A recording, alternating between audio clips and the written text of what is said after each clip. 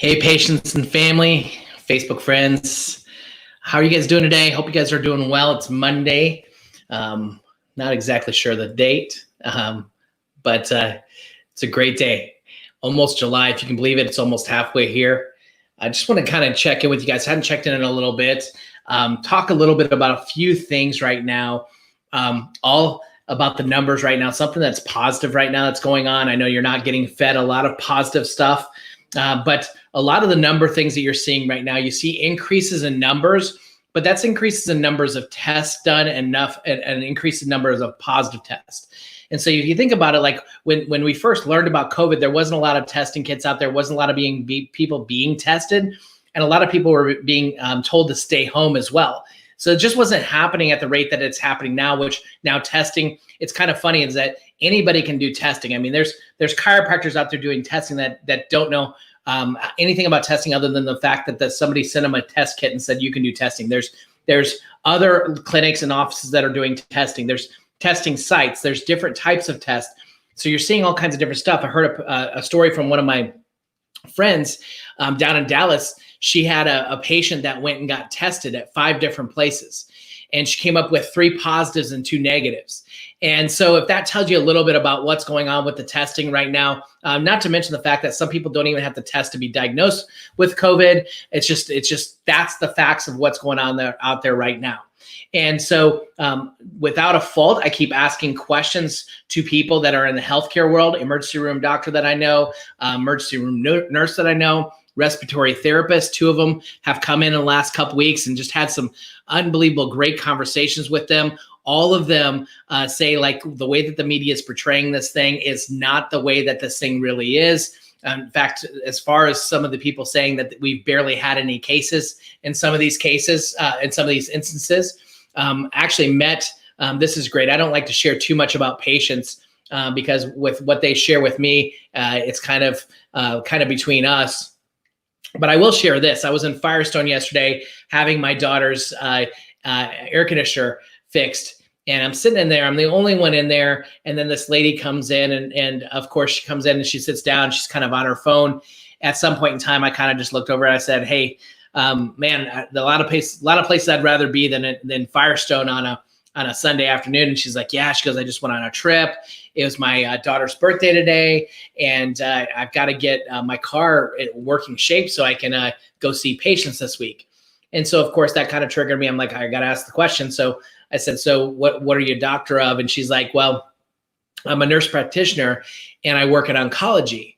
And I said, "Okay, so what have you seen during this time?" And it was fascinating what she started telling me. She's just like, "Listen," she goes, "the only thing that's really changed for her, like everything, the treatment care, they give chemo. The thing that's changed for her though, is that she actually says that the only thing that's changed is that they can't have family back when the treatments are going on." And so it's kind of stinks from that standpoint. She's like, "I'd really like to be able to describe things to family members because sometimes people have chemo brain, they can't concentrate for whatever the reasons, they have issues." And she goes, we just can't have the families back there right now." And so I said, "So how many cases have you seen?" And she's like, "Well, we've seen thousands and thousands of patients." And she goes, "We've only had 2 that have had COVID." Now, I want you guys just to kind of unwrap that a little bit and kind of think about it. Think with your own minds for a second. I'm not discounting that there's people out there that had COVID. I'm not discounting that your family member might have died from COVID. That's not what I'm doing here. Just understand that I shouldn't even have to say those things. And just so you know, I shouldn't have to say that I care about people's life, but I'm going to get questioned on this when I start talking about this.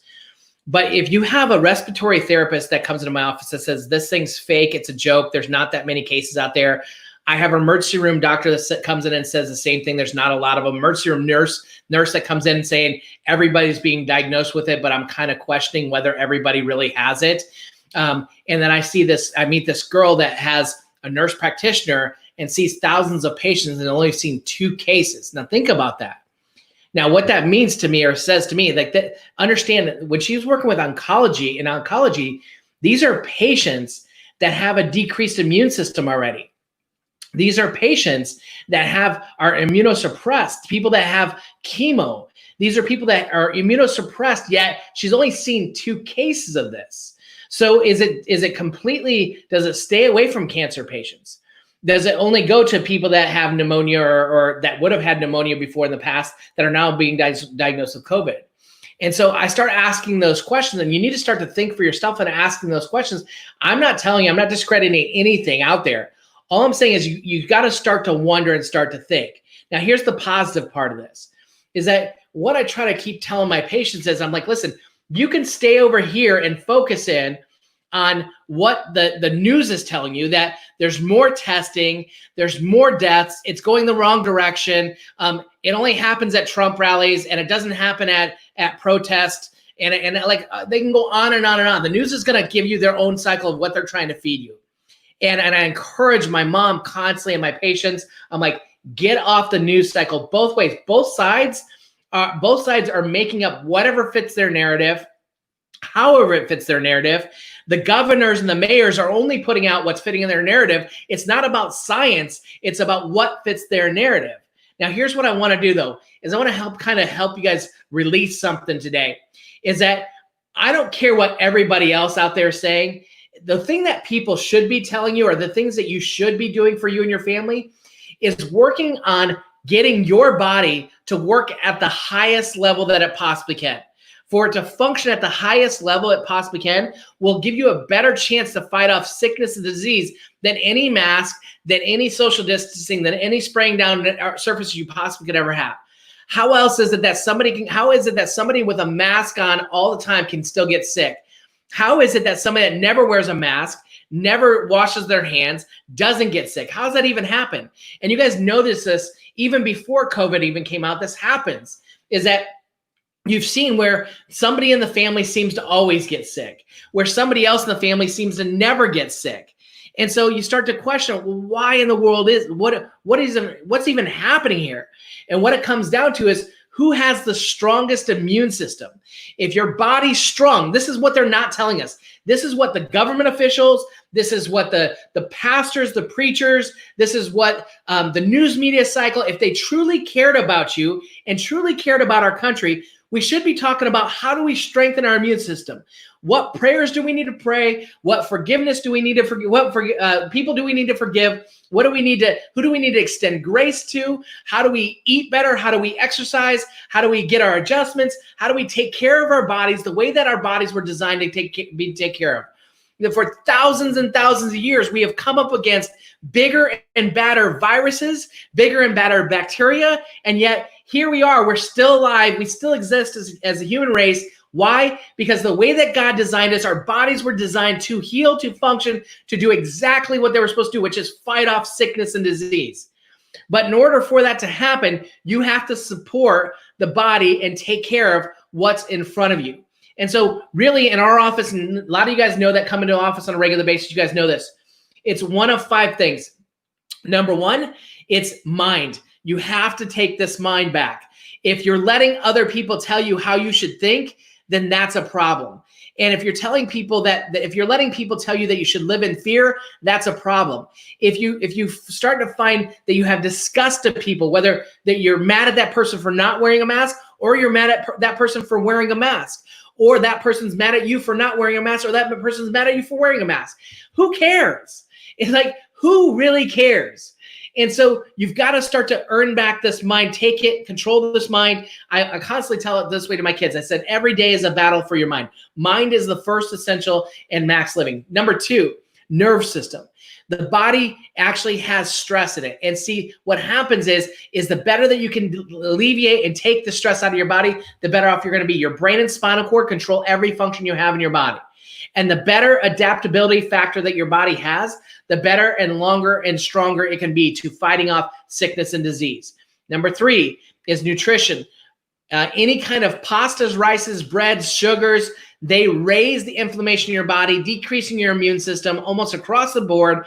And so if you really wanted to strengthen your immune system, putting a mask on is not how you do it. How you do it is actually eat healthier foods, get adjusted, think better thoughts. Number 4, a 4th essential is exercise. Stress relieving exercise, adding more oxygen to your body. Sickness and disease cannot sustain in an oxygenated body. And so you need to have exercise. Movement is key. And then 5 is detox. See, the thing is, one of the things that they're doing, and I was on a plane recently, I was actually in an elevator this weekend, and they had just sprayed this place full of chemicals trying to help out with this thing. And those chemicals are probably worse than anything else. And so we need to find out, how do we stay away from toxic chemicals? Even if you're cleaning constantly and consistently, we need to figure out, how do we eliminate chemicals from your life? And they're everywhere. And so finding the best way to eliminate the chemicals from your life is gigantic. And so not only that, if you're wearing the mask, if you're a masker, okay, there's maskers and anti-maskers, I guess, these days, whatever it is. If you're a masker, be aware that if you're socially distanced from somebody, in the executive order, it says you don't have to wear a mask if you're in social distancing from people. Okay. And so why they do that is because of the liability that's behind it. There was a kid that died at Costco 2 weeks ago in California from wearing a mask, went what's called hypoxia, had hypoxia, which means he lost oxygen to the brain, passed out, hit the hard ground in Costco, cracked his head open, and died on the way to the hospital. Now, you don't see that all over the news media, right? Because it doesn't fit the narrative of what they're trying to push right now. And so that's a problem. This is actually causing issues. I had 3 patients in last week with vertigo symptoms and headaches. And I'm like, have you been wearing the mask constantly? And they're like, yes. I'm like, make sure that you take it off when you're not around people if you're going to wear it. And a lady that came in today with tremors, she's had tremors for years. And she goes, the tremors are getting worse and I'm getting more tired. And I'm like, Miss Kathy, have you been wearing that mask everywhere? And sure enough, that was the result of that. So if it's just causing those little things with people, imagine what it's doing to you every single day. So again, if you're a masker, wear it when you want to, when you're around people, but try to get that thing off as much as you possibly can, because you need oxygen to your body. And so again, here we are halfway through the year. I didn't think we'd be thinking about these things this far into it, but honestly, the same thing that I'm telling you right now is something I tell people even when we don't have a pandemic or whatever they're calling it these days, okay? I would be telling people the same exact truth about what creates function and life to your body are those 5 essentials: getting adjusted, thinking good thoughts, eating right foods, exercising, and detoxing your body. Those things will always be true no matter what happens in 2 years or 4 years when there's another election cycle and they want to create something else that's going to scare the bejeebus out of you and keep driving it. That's what's going to happen. So listen, I love you guys. I appreciate you guys. If you have questions, if you're a patient out there and your concerns about the office, I actually wrote out letters for what we're doing about the executive order that Governor Cooper just put out. So definitely come in. We'll get you the letters. If you need accommodation, especially for you, if you're worried or concerned, if you're high risk, whatever it is, then we'll find times for you. We'll find the place for you. We're taking care of everybody. And I've had to make those concessions and make those changes for some of my patients. And like I said, I even adjusted a lady at her house for the first 2 months of this thing. So I'll do whatever it takes to make sure that we can keep you healthy and strong from the inside, because that's what it really comes down to. Is the positive thing you can take away from all this is that you should have been working on yourself and your life and your health from the get-go, and you need to start doing it again right now for yourself individually and your family. Protect yourself. That's how you protect yourself, not by spraying chemicals everywhere, not by putting a mask on that robs you of your oxygen. That's not how you protect yourself. How you really protect yourself is start getting healthy from the inside in the first place. That's where true health comes from. Have a blessed day, everyone.